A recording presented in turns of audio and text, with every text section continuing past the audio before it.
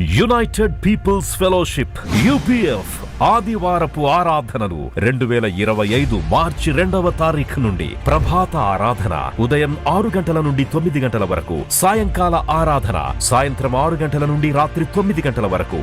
స్థలం clock tower garden restaurant పక్కన, Secunderabad YMCA hall 3వ అంతస్తులో జరుగును. Also live on Facebook, Insta and YouTube. Zoom ID 9550504718, code 7777.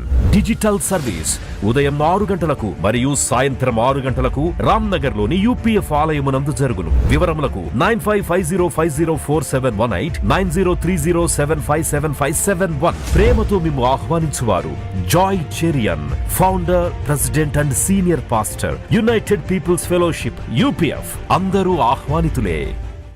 సిలువను గూర్చిన వార్త నశించుచున్న వారికి వెర్రితనము కాని, రక్షింపబడుచున్న మనకు దేవుని శక్తి. 1 కొరింథీ 1:18. యునైటెడ్ పీపుల్స్ ఫెలోషిప్ యూపీఎఫ్ నిర్వహించు సిలువ ధ్యానములు 40 రోజులు ఉపవాస ప్రార్థనలు. తేదీలు 2025 మార్చి 10వ తారీఖు నుంచి ఏప్రిల్ 18వ తారీఖు వరకు. సమయం ఉదయం 4 గంటల నుంచి ఉదయం 7 గంటల వరకు. స్థలం centenary Baptist church, clock tower దగ్గర, సికింద్రాబాద్. ఈస్టర్ ఆరాధన 2025 ఏప్రిల్ 20వ తారీఖు ఉదయం 6 గంటలకు మరియు సాయంత్రం 6 గంటలకు సికింద్రాబాద్ YMCA హాల్ 3వ అంతస్తులో జరుగును. యూట్యూబ్, ఫేస్బుక్ మరియు జూమ్ ప్రత్యక్ష ప్రసారం ద్వారా పాల్గొనవచ్చును.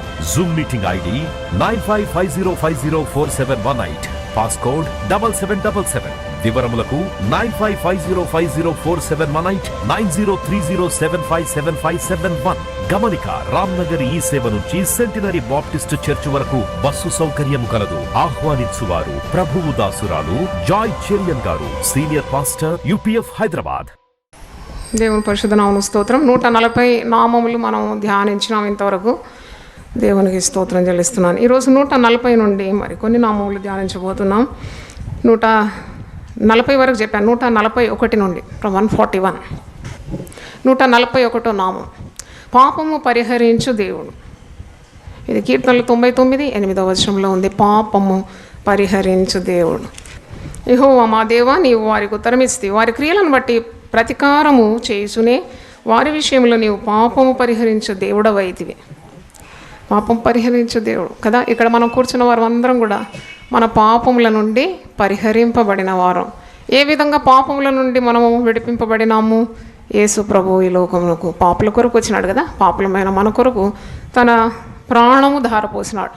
పాపం పరిహరింపబడాలంటే రక్త ప్రోక్షణం అవసరమని మరి పురాణాల్లో కూడా ఉంది. అంటే రక్తము చిందించకుంటే పాప నివారణ లేదు. పాపము వచ్చు జీతం ఏంటి? మరణం, శిక్ష, శాపం, నరకం. కాబట్టి ఆ పాపం నుండి విడిపించడానికి యేసు ప్రభు ఈ లోకానికి వచ్చినాడు. మన పాపం నుండి విడిపించినాడు. పాత నిబంధనలు చూస్తే జంతువుల బలి ఉండింది. రక్తం జంతువులను బలిచ్చి ఆ రక్తం ద్వారా పాపము నుండి పరిహారము పొందుకునేది. కానీ క్రొత్త నిబంధనలో వచ్చినప్పుడు పేతురు తన పత్రికలో రాస్తున్నాడు. 1 పేతురు 1వ అధ్యాయము 19వ వచనం మీరు చూడండి. ఇది జంతు బలి కాదు, మేకల యొక్కయు గొర్రెల యొక్కయు ఆ రక్తము కాకుండా యేసు ప్రభు యొక్క విలువైన అమూల్యమైన పరిశుద్ధమైన రక్తం ద్వారా మనము పాపము నుండి పరిహరింపబడినాము. 1 పేతురు 1వ అధ్యాయము 18-19 చూడండి. పితృపారంపర్యమైన మీ వ్యర్థ ప్రవర్తన విడిచిపెట్టినట్లుగా వెండి బంగారముల వంటి క్షయ వస్తువుల చేత మీరు విమోచింపబడలేదు, కానీ అమూల్యమైన రక్తము చేత, అనగా నిర్దోషమును నిష్కళంకమునకు గొర్రెపిల్ల వంటి క్రీస్తు రక్తం చేత విమోచింపబడిరని మీరు ఎరుగుదురు కదా. అంటే మనం విమోచింపబడింది అమూల్యమైన క్రీస్తు యొక్క పరిశుద్ధ రక్తం ద్వారా మనం పాప విమోచన మనకు కలిగింది. అంటే మేకల యొక్క, ఎడ్ల యొక్క, గొర్రెల యొక్క రక్తం కాకుండా యేసు తన స్వరక్తం ఇచ్చి మనల్ని పాపం నుండి విడిపించినాడని మనకు అర్థం. కనుక మనం పాపంలోనే ఉండి నశించిపోవడం దేవుని చిత్తము కాదు. పాపం చేస్తే పాపం నుండి విడుదల పొందాలి కదా. పాపం ఒప్పుకోవాలని ఉంది. పాపం నుండి విడిపింపబడడానికి మార్గం ఏంటి? పరిశుద్ధ గ్రంథంలో ఉంది. నీ అతిక్రమములు దేవుని సన్నిధిలో ఒప్పుకోవాలి, దాన్ని విడిచిపెట్టాలి. యేసు రక్తము నీ ప్రతి పాపం నుండి నిన్ను విడిపిస్తుందని నేను విశ్వసించాలి. రక్షకునిగా ప్రభువును స్వీకరించినప్పుడు నీ పాపముల నుండి పరిహారం పొందుతావు. దావీదు భక్తుడు రాసిన కీర్తన 32వ కీర్తన 1వ వచనంలో ఉంది, తన అతిక్రమములకు పరిహారము నొందినవాడు, తన పాపములకు ప్రాయశ్చిత్తం నొందినవాడు ధన్యుడు. ఆత్మలో కపటము లేనివాడు ధన్యుడు, పాపమునకు ప్రాయశ్చిత్తం పొందినవాడు ధన్యుడని మనము తెలుసుకుంటున్నాం. చూడండి, అన్యులు ఎన్ని ప్రయాసాలు పడతారు కదా పాపం నుండి విడిపింపబడడానికి. వారు ఎంతెంతగా బాధపడుతూ ఉంటారు. వారు నిప్పుల మీద నడవడం, కత్తుల మీద స్నానం చేయడం, పొర్లు దండాలు పెట్టడం, ఎన్నెన్నో తీర్థయాత్రలు వెళ్ళడం, అంటే ఇన్ని ఇబ్బందులు క్రైస్తవులకు లేదు. యేసు ప్రభువును నీ హృదయంలో స్వీకరిస్తున్నావు, నోటితో ఒప్పుకుంటున్నావు, ఆయనను పేరిట ప్రార్థన చేస్తున్నావు, నువ్వు రక్షింపబడుతున్నావు. చప్పట్లు కొట్టి దేవుని స్తుతించండి. హల్లెలూయా. అంటే ఎంత ఉచితంగా నీకు విశ్వాసం ద్వారా, దేవుని కృప ద్వారా ఈ యొక్క రక్షణ, ఇంత గొప్ప రక్షణ అని వాక్యంలో ఉంది. ఇంత గొప్ప రక్షణ నిర్లక్ష్యం చేసినట్ల నువ్వు ఎలాగూ తప్పించుకుంటావు? How can you escape such a great salvation? అందుకే ప్రతి ఒక్కరు కూడా రక్షింపబడాలని దేవుడు ఎదురు చూస్తూ ఉన్నాడు. అందుకే యేసుప్రభువు అంటాడు, నేనే మార్గం, నేనే సత్యం, నేనే జీవం, నా తప్ప ద్వారా తండ్రి యొద్దకు ఎవడునూ రాడని ముందే ప్రభువు చెప్పినాడు. యేసు యొక్క రక్తమే ప్రతి పాపం నుండి మనల్ని పవిత్రులుగా చేస్తుంది. 1 యోహాను 1వ అధ్యాయం 9వ వచనంలో, మన పాపములను మనం ఒప్పుకొని ఎడల ఆయన నమ్మదగిన వాడును నీతిమంతుడు గనుక ఆయన మన పాపములను క్షమించి సమస్త దుర్నీతి నుండి మనల్ని పవిత్రులుగా చేయండి. చాలామంది అడుగుతారు కదా, అమ్మా నేను చాలా పాపాలు చేసిన, దేవుడు నన్ను క్షమిస్తాడా?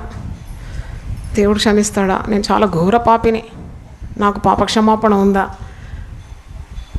అంటే దానికి మనం ఏం జవాబు చెప్పాలో? తప్పకుండా. ఎంత ఘోర పాపాత్ములైనా యేసు ప్రభు తన రక్తం ద్వారా పవిత్రులుగా చేయగలరు, ప్రతి దుర్నీతి నుండి విడిపిస్తాడని చెప్పాలి. నీ కొరకే వచ్చినాడు యేసు ప్రభు.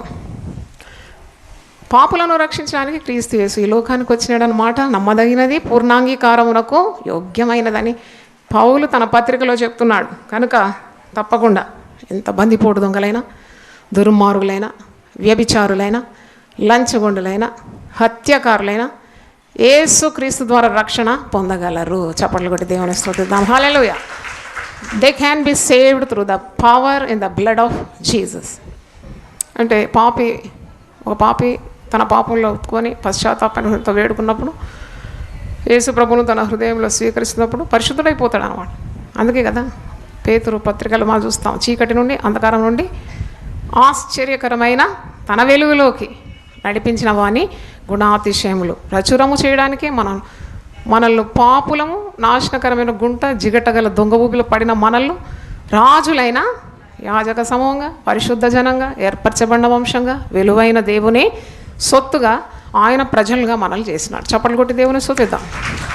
కనుక it such a great thing కదా, ఎంత అద్భుతం. పాపి మారుమనసు పొంది ఒకవేళ పాపంలోనే ఉంటే ఎక్కడికి వెళ్తాడు? నరకానికి వెళ్తాడు. ఇప్పుడు మారుమనసు పొందినాడు, రక్షకునిగా యేసు ప్రభువును స్వీకరించినాడు, కానీ ఏమి సిద్ధపరిచినాడు? ఆ పాపి కొరకు దేవుడు నిత్య జీవం సిద్ధపరిచినాడు. కనుక పాపపు బురద నుండి, జిగటగల దొంగ ఊబి నుండి మనల్ని అందరినీ కూడా ఆ ప్రభువే మనల్ని రక్షించినాడు. మన పాపాలకు ఆయన విలువ చెల్లించినాడు, పరిహారం చెల్లించినాడు. అందుకే పాపము పరిహరించు దేవుడు. దేవునికి స్తోత్రం. హల్లెలూయా. యేసు ప్రభు అంటాడు కదా, నేను గొర్రెలకు మంచి కాపరిని, మంచి కాపరి తన గొర్రెల కొరకు ప్రాణం పెడతాడు. నేను మీకు జీవం ఇస్తాను, సమృద్ధి అయిన జీవం ఇస్తాను. ఇప్పుడు మనమందరం సమృద్ధి అయిన జీవంలో ఉన్నాము. దేవునికి స్తోత్రం. హల్లెలూయా. మన పాప భారాన్ని, బరువును ఆయనే సిలువలో మోసినాడు. మనకెంత ఉచితంగా తన మహాకృప ద్వారా ఈ రక్షణ భాగ్యం. అందుకే అంటారు, ఏమంటారు దీన్ని? రక్షణ భాగ్యం. చప్పట్లు కొట్టి దేవుని స్తుతించండి. కనుక పౌలు అంటాడు, అయ్యో నేను సువార్త ప్రకటింపని ఎడల నాకు శ్రమ. ఎందుకంటే నాకు సత్యం తెలుసు, నాకు వెలుగు, మార్గం, జీవమై ఉన్న దేవుడు తెలుసు. కాబట్టి చీకటిలో ఉండే వారికి నేను తప్పకుండా దేవుని వెలుగుని ఏం చేయాలి? చూపెట్టాలి. అందుకే మీరు లోకానికి వెలుగై ఉన్నారని. ఏదో ఒక కరపత్రిక అన్న, ఒక మంచి మాట అన్న, ఒక ప్రార్థన అన్న. ఇప్పుడు అన్యులు వస్తుంటారు మీ దగ్గర, వారి పాపాలు పరిహరింపబడలేదు, వారు ఇంకా పాపభారము, శాపభారము, రోగభారము అన్నిటితో వస్తారు. అప్పుడు నువ్వు దేవుని బిడ్డగా, రక్షింపబడిన బిడ్డగా, ఈ రక్షణ భాగ్యం పొందుకున్న బిడ్డగా నీ వంతు సేవ ఏంటి? తప్పకుండా నీకు ఒక బాధ్యత ఉన్నది, నాకు ఒక బాధ్యత ఉంది. తప్పకుండా అట్టి చీకటిలో అంధకారంలో తడుములాడుతున్నారు. సత్యం ఏంటో తెలియదు, మార్గం ఏంటో తెలియదు, జీవం ఏంటో తెలియదు. వెంటనే వారిని నీవు దగ్గర తీసుకోవాలి. ఒక మంచి మాట బైబిల్ నుండి చెప్పాలి. యేసుక్రీస్తు నీకు రక్షణ, నీ పాపం నుండి నీకు పరిహారం లభిస్తుంది, నువ్వు పవిత్ర మార్గంలో రావచ్చు, నీకు నిత్యజీవం లభిస్తుందని చెప్పడానికి పెద్ద తలాంతేం అవసరం లేదు, వరమే అవసరం లేదు. దేవుడు నీకు వాక్శక్తిని ఇచ్చినాడు, మాటలు ఇచ్చినాడు. అలాగూ చీకటిలో ఉండే వారి కొరకున్న ఆత్మభారము తప్పకుండా ప్రతి ఒక్కరికి ఉండాలి. 142వ నామం చూస్తాం. వధింపబడిన గొర్రెపిల్ల అని ఇక్కడ ఉంది. వధింపబడిన గొర్రెపిల్ల, ఇది ప్రకటన గ్రంథం 5వ అధ్యాయం 12వ వచనంలో ఉంది. వధింపబడిన గొర్రెపిల్ల శక్తియు ఐశ్వర్యము జ్ఞానమును బలమును ఘనతయు మహిమయు స్తోత్రము పొందనర్హుడని గొప్ప స్వరముతో చెప్పుచుండేది. ఈ పరలోకంలో మరి ఇలాగూ దూతలు ప్రభువును కొనియాడుతున్నారు. వధింపబడిన గొర్రెపిల్లలో ఎన్ని సుగుణాలు ఉన్నాయి. నిలకబడితే నాకు 7 కనబడింది. శక్తి, ఐశ్వర్యం, జ్ఞానం, బలం, ఘనత, మహిమ, స్తోత్రం. అంటే నేను ఇది చదివినప్పుడు నాకు పరిశుద్ధాత్మ దేవుడు అర్థం చేసిండు ఏంటంటే, ఇవి యేసుప్రభువుకు ఉన్న ఈ లక్షణాలు, ఈ యొక్క కార్యాలన్నీ కూడా తన యందు విశ్వాసం ఉంచే వారికి ఆయన అనుగ్రహిస్తాడని నేను నమ్మినాను. దేవునికి స్తోత్రం. ఎందుకంటే ఆయనకు అన్నీ ఉన్నాయి కానీ ఆయన తన బిడ్డలకు ఇవ్వకుండా ఉంటాడా? అందుకే కదా ప్రార్థన చేసినప్పుడు మనం శక్తి పొందుకుంటాం కదా. సొమ్మశీలిన వారికి ఆయన ఏమిస్తున్నాడు? శక్తిహీనులకు ఆయన ఏమిస్తున్నాడు? బలం ఇస్తున్నాడు, శక్తి ఇస్తున్నాడు, ధైర్యం ఇస్తున్నాడు. కృంగిపోయిన వారిని లేవనెత్తున్నాడు, పడిపోయిన వారిని ఉద్ధరిస్తున్నాడు, గాయపడిన వారి గాయాలు కడుతున్నాడు. అంటే శక్తిని ఇస్తున్నాడు. ఆయనలో నీకు శక్తి లభిస్తుంది. నువ్వు కృంగిపోయి వంగిపోయి బాధల్లో భయాల్లో భీతుల్లో ఉన్నప్పుడు నువ్వు యేసు ప్రభు నామంలో ప్రార్థన చేసి శక్తి పొందుకుంటావు అన్నమాట. You get the strength. అందుకే స్త్రీలకు ఎప్పుడు చెప్తాను, కుటుంబంలో ఎన్నో సమస్యలు వస్తాయి కానీ పారిపోతారా? ఇల్లు భర్తను పిల్లల్ని వదిలేసి ఇక నేను ఉండను, ఇక్కడ నేను వెళ్ళిపోతాను. ఎక్కడ పోతావు నువ్వు కదా? పారిపోవడం కాదు, అది శక్తిహీనత. కానీ అదే పరిస్థితిలో శ్రమల్లో నిలబడి కన్నీళ్లతో ప్రార్థన చేసి యేసు ప్రభు ద్వారా నువ్వేం పొందుకోవాలి? శక్తి పొందుకోవాలి. చప్పట్లు కొట్టి దేవుని స్తుతించు. ఆయన నీకు శక్తిని అనుగ్రహిస్తాడు. శక్తి అంటే ఎట్టి శ్రమలను కూడా తట్టుకోవడానికి ఉన్న ధైర్యము, ఆ యొక్క సామర్థ్యము దేవుడు అనుగ్రహిస్తాడు. దేవునికి స్తోత్రం. హల్లెలూయా. ప్రభు ఎంతగా బాధింపబడినా నోరు తెరవలేదు కదా. అందుకే అంటున్నాడు, నా శక్తి నా బిడ్డలకి ఇస్తాను. అంటే అన్ని శ్రమల్లో అంత శక్తి మనం చూస్తున్నాం. సిలువలో వేలాడుతూ ఎంత మౌనంగా అన్ని భరించినాడు కదా. అలాంటి శక్తి తన యందు విశ్వాసం ఉంచి వారికి ఆయన అనుగ్రహిస్తాడు. చప్పట్లు కొట్టి దేవుని స్తుతిద్దాం. ఐశ్వర్యం రెండోది. మొదటి శక్తి, మళ్ళీ ఏమిస్తాడు? ఐశ్వర్యం ఇస్తాడు. యేసు ప్రభువును నమ్ముకున్నవారు, యేసు మీద ఆధారపడేవారు, ఆనుకునేవారు పేదవారుగా ఉండలేరని నేను చెప్పగలను. తప్పకుండా మారిపోతుంది. ఇక్కడ ఐశ్వర్యం ఆయనలో ఉంది. సిలువలో ఆయన 2 చేతులు అటు ఇటు చాపినాడు కదా. చాలినంత ఐశ్వర్యం నీకు నాకు ఆయనలోనే ఉన్నది. దేవునికి స్తోత్రం. హల్లెలూయా. అంత ఉందన్నమాట. ఇలాగ చాపినాడు సిలువలో. అంతగా ఐశ్వర్యం ఆయనలో ఉన్నది. అందుకే పేదవారిగా ఉండలేరు. ఆయన తన నిత్య జీవాన్ని నీకు అనుగ్రహిస్తే ఈ లోకరీతిగా ఉన్న మరి కార్యాలు ఎందుకు నీ కొరకు నిర్వహించడు? తప్పకుండా. అందుకే పౌలు భక్తుడు ఫిలిప్పీ 4:19 మాట్లాడు కదా, నా దేవుడు తన ఐశ్వర్యము చొప్పున క్రీస్తు యేసునందు మహిమలో మీ ప్రతి అవసరము తీర్చును. చప్పట్లు కొట్టి దేవుని స్తుతిద్దాం. Every need will be met if you are a real follower of Jesus. యేసు ప్రభు బిడ్డగా ఉండి తన మాటలు వింటే నీకెప్పుడు పేదరికం ఉండదు. ఆ పేదరికంలోనే ఐశ్వర్యం నీకు దేవుడు అనుగ్రహిస్తాడు. కనుక ఆ వధింపబడిన గొర్రెపిల్లలో నీకు ఐశ్వర్యం ఉందని మర్చిపోకూడదు. ప్రార్థన చేయాలి. ఒక మాట, మంచి మాట ఉంది రోమీలకు రాసిన పత్రిక 10వ అధ్యాయంలో చూడండి. రోమన్స్ 10 చాప్టర్ 12వ వచనం. యూదుడని గ్రీసు దేశస్థుడని భేదం లేదు, ఒక్క ప్రభువే అందరి ప్రభు అయి ఉండి తనకు ప్రార్థన చేయి వారందరి ఎడల కృప చూపుటకు ఐశ్వర్యవంతుడై ఉన్నాడు. దేవునికి స్తోత్రం. హల్లెలూయా. ఆయన ఐశ్వర్యవంతుడు. అంతే. ఆయన ప్రార్థన చేస్తే ఆయన కృప నీ మీదకి దిగుతుంది. కృప దిగుతుంది. దేవునికి స్తోత్రం. హల్లెలూయా. గొప్ప దేవుడు, ఐశ్వర్యవంతుడు, శ్రీమంతుడు నోటితో పలకడం కాదు, హృదయంలో నువ్వేం చేయాలి? విశ్వసించాలి. అప్పుడు నువ్వు క్రీస్తు యొక్క ఐశ్వర్యం తప్పకుండా నీ జీవితంలో అనుభవిస్తా. ఐశ్వర్యం అంటే కేవలం వస్తువాహనాలేనా, ఆస్తిపాస్తులేనా? కాదు. గొప్ప ఐశ్వర్యం అంటే క్రీస్తుని హృదయంలో ఉండడమే గొప్ప ఐశ్వర్యం. దేవుని స్తోత్రం. క్రీస్తుని హృదయంలో ఉన్నాడు, నీ జీవితంలో ఉంటే నువ్వు పాపం చేయవు కదా, అదెంత ఐశ్వర్యం. నేను ఎందుకు చెప్తాను అంటే, you should know the value of having Christ in you. నీలో క్రీస్తు ఐశ్వర్యం ఎంతగా ఉందో నువ్వు గమనించాలి. దేవుని స్తోత్రం. హల్లెలూయా. నీ అడుగులు జారకుండా, నీ గమనము చెదరకుండా, నీ గురి చెదిరిపోకుండా ఎంత చక్కగా యేసుప్రభు మనల్ని నడిపిస్తున్నాడు. దేవుని స్తోత్రం. అందుకొరకు 2 చేతులు ఎత్తి నువ్వు హల్లెలూయా చెప్పాలి. అదే గొప్ప ఐశ్వర్యం. నువ్వు పాపంలో పడకుండా ఉండడం, పరిశుద్ధ జీవితం జీవించడం, అదే గొప్ప ఐశ్వర్యం. ధనమే ఐశ్వర్యం అనుకుంటాము, డబ్బులు దొరికింది, నా పని అయిపోయింది, అదే ఐశ్వర్యం. దానికంటే మించింది క్రీస్తు నీ హృదయంలో ఉండడమే గొప్ప ఐశ్వర్యం. మరి 3వ చూడండి, జ్ఞానము అని ఉంది. వధింపబడిన గొర్రెపిల్లకు ఏమేముంది మీరు చదివినారు కదా, శక్తి, ఐశ్వర్యము, జ్ఞానము. 3వది జ్ఞానం. క్రీస్తులో మనకు జ్ఞానం ఉన్నది. అందుకే వాక్యంలో యాకోబు 1:5 ఉంది, ఎవడైనాను జ్ఞానము కొదువుగా ఉంటే వాడు నన్ను అడగాలి, నేను ఎవరిని గద్దింపగా అందరికీ ధారాళంగా ఇస్తాను. క్రీస్తే మన జ్ఞానం అన్నమాట. చూడండి, క్రీస్తు మన జ్ఞానం అయిపోయి మన ప్రవర్తన ఎంత చక్కబెడుతున్నాడు కదా. ఏది నీకు కావాలనో, ఏది నీకు పోవాలనో, ఇవన్నీ కూడా చెప్పేది క్రీస్తే కదా.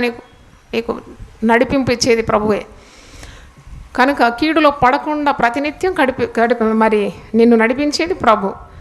బుద్ధి, జ్ఞాన, సర్వ సంపదలు ఆయన యందు గుప్తంలే. ఆయన ఎంతే గుప్తంలే. నీ పిల్లలకు చదువు కావాలి, జ్ఞానం కావాలంటే ఆయనలే అడగాలి.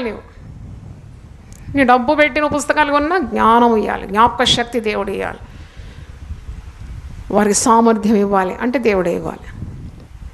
కనుక ఆయన జ్ఞానము నీకు అనుగ్రహిస్తాడు. నువ్వు ఆయనను అంగీకరించినప్పుడు క్రీస్తు ఒక జ్ఞానము నువ్వు పొందుకుంటున్నావు. అందుకే పౌలు భక్తుడు కూడా అంటున్నాడు, పూర్వము నేను ఒక మాట అంటాడు ఇక్కడ 1 తిమోతి 1వ అధ్యాయము 12 చదవండి. పూర్వము దూషకుడను హింసకుడను హానికరుడనైన నన్ను తన పరిచర్యకు నియమించి నమ్మకమైన వానిగా ఎంచినందుకు నన్ను బలపరిచిన మన ప్రభు అయిన క్రీస్తు యేసుకు కృతజ్ఞుడై ఉన్నాను.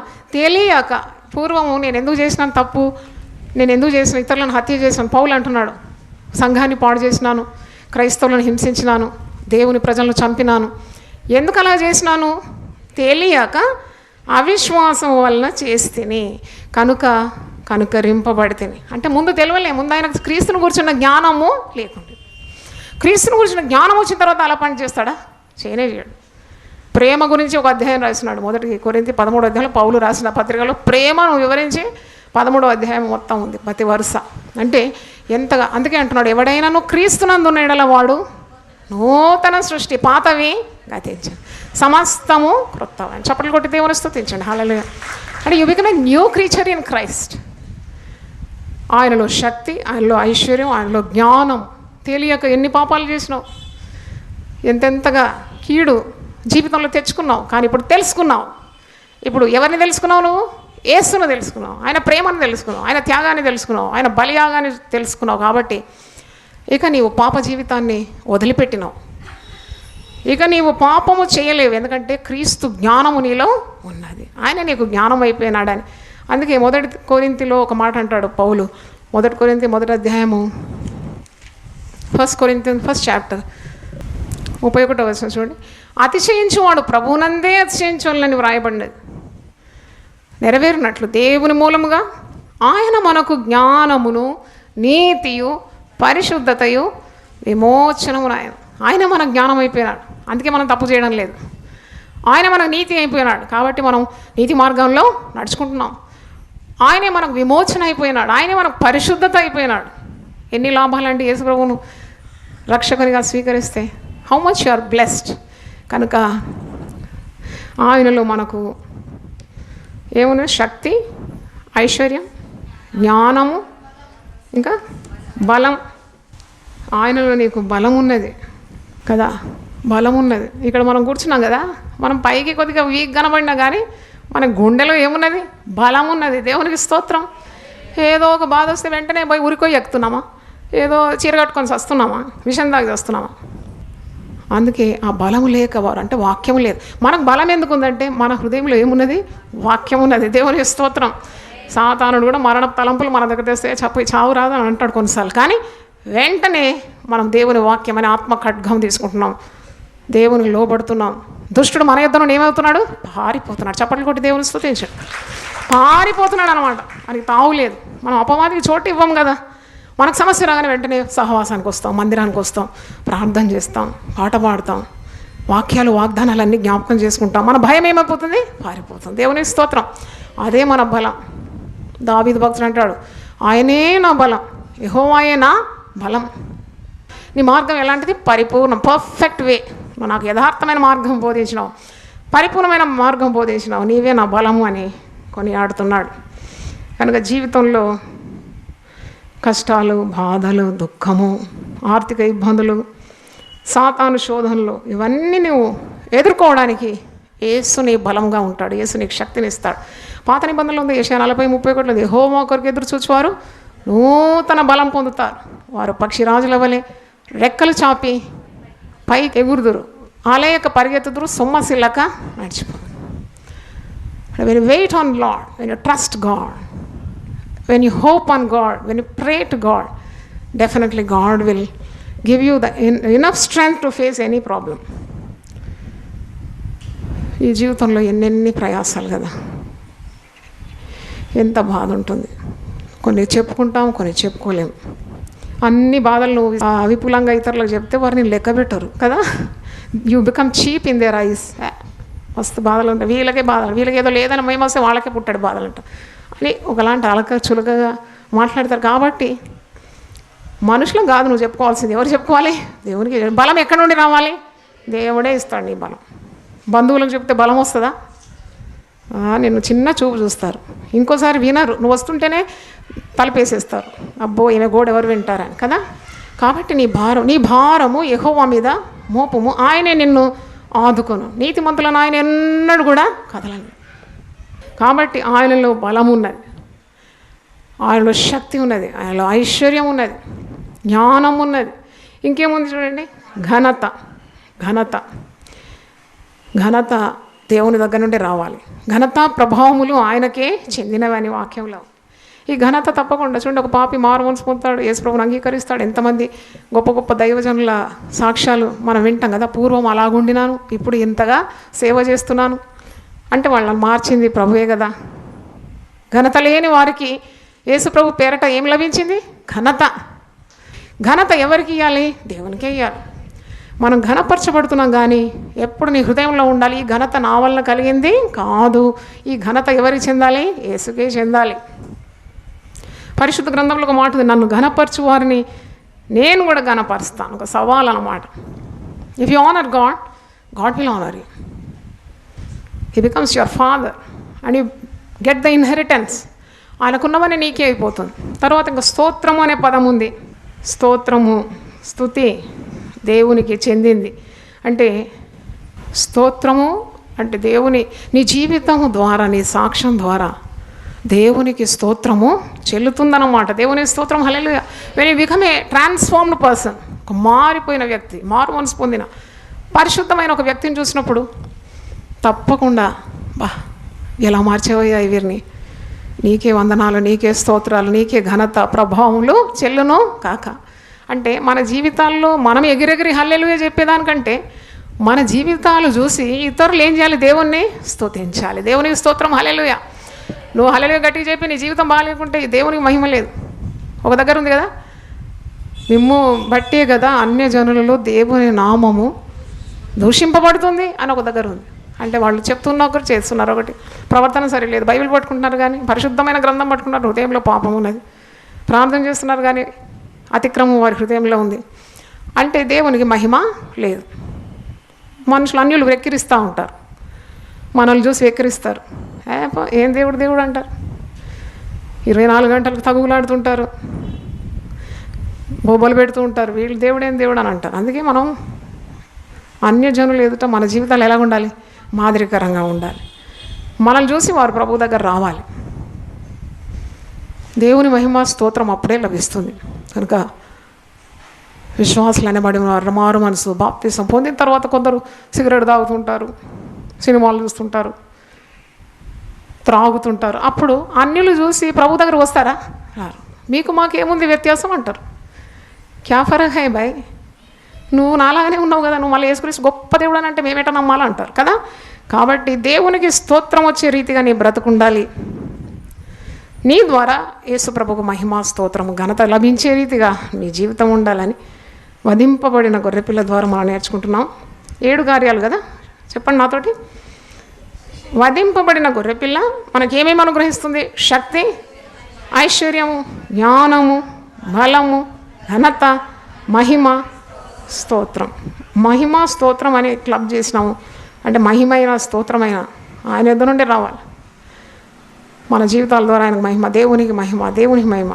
సర్వోన్నతమైన స్థలంలో దేవునికి మహిమ. యేసు ప్రభు పుట్టినప్పుడు అంటే God gets the glory when you read a righteous life అని మనకు అర్థం కావాలి. ఒక్కొక్క నామం చెప్తుండగా మీరు నాతో కలిసి 2 చేతులు ఎత్తి దేవుని స్తుతించాలని కోరుతున్నాను. పాపము పరిహరించు దేవుడు, స్తోత్రం స్తోత్రం స్తోత్రం. వధింపబడిన గొర్రె పిల్ల, హల్లెలూయా. ప్రార్థన చేసుకుందాం. ప్రభువా నీ పరిశుద్ధ నామములో స్తోత్రం. ఎన్నో నామములు నీకునైనా, ఎన్న తరము మాకు కాదు ప్రభువా. కొన్నైనా మేము ఈ చిన్న జీవితంలో ధ్యానించి శక్తి పుంజుకోవడానికి మీరు కృప చూపినందుకు వందనాలు చెల్లిస్తున్నాం. ప్రతి నామము మహిమగల నామము, ఆ నామమును స్వస్థపరుస్తుంది, ఆ నామమును రక్షిస్తుంది. తండ్రి నామం స్మరించుకుంటూ మా జీవితాలను ముందుకు తీసుకొని వెళ్ళడానికి మీరు కృప దయచేయమని ప్రభా. దేవుని వాక్యాన్ని విన్న ప్రతి ఒక్కరు, వారి కుటుంబంలో ఉన్న ప్రతి ఒక్కరిని కూడా మీరు ఆశీర్వదించమని, మాకు సరిపోయిన దేవుడు నీవని, చాలిన దేవుడు నీవని విశ్వాసం అందరి హృదయంలో దయచేయమని, ప్రతి అక్కర తీర్చమని యేసు నామములో అడిగి వేడుకుంటున్నాను తండ్రి. Amen amen. దేవుడు మనల్ని సమృద్ధిగా దీవించును గాక. Amen. United Peoples Fellowship UPF ఆదివారపు ఆరాధనలు 2025 మార్చి 2వ తారీఖు నుండి ప్రభాత ఆరాధన ఉదయం 6 గంటల నుండి 9 గంటల వరకు, సాయంకాల ఆరాధన సాయంత్రం 6 గంటల నుండి రాత్రి 9 గంటల వరకు. స్థలం క్లాక్ టవర్ గార్డెన్ రెస్టారెంట్ పక్కన, సికింద్రాబాద్ YMCA హాల్ 3వ అంతస్తులో జరుగును. Also live on Facebook, Insta and YouTube. Zoom ID 9550504718, code 7777. Digital service ఉదయం 6 గంటలకు మరియు సాయంత్రం 6 గంటలకు రామ్నగర్ లోని UPF ఆలయమునందు జరుగును. వివరములకు 9550504718, 9030757571. ప్రేమతో మేము ఆహ్వానించువారు Joy Cherian, founder, president and senior pastor, United Peoples Fellowship UPF. అందరూ ఆహ్వానితులే.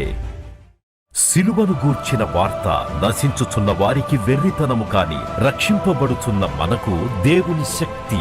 1 కొరింథీ 1:18. యునైటెడ్ పీపుల్స్ ఫెలోషిప్ UPF నిర్వహించు సిలువ ధ్యానములు. 40 రోజులు ఉపవాస ప్రార్థనలు. తేదీలు 2025 మార్చి 10వ తారీఖు నుంచి ఏప్రిల్ 18వ తారీఖు వరకు. సమయం ఉదయం 4 గంటల నుంచి ఉదయం 7 గంటల వరకు. స్థలం centenary Baptist church, clock tower దగ్గర, సికింద్రాబాద్. ఈస్టర్ ఆరాధన 2025 ఏప్రిల్ 20వ తారీఖు ఉదయం 6 గంటలకు మరియు సాయంత్రం 6 గంటలకు సికింద్రాబాద్ YMCA హాల్ 3వ అంతస్తులో జరుగును. యూట్యూబ్, ఫేస్బుక్ మరియు జూమ్ ప్రత్యక్ష ప్రసారం ద్వారా పాల్గొనవచ్చును.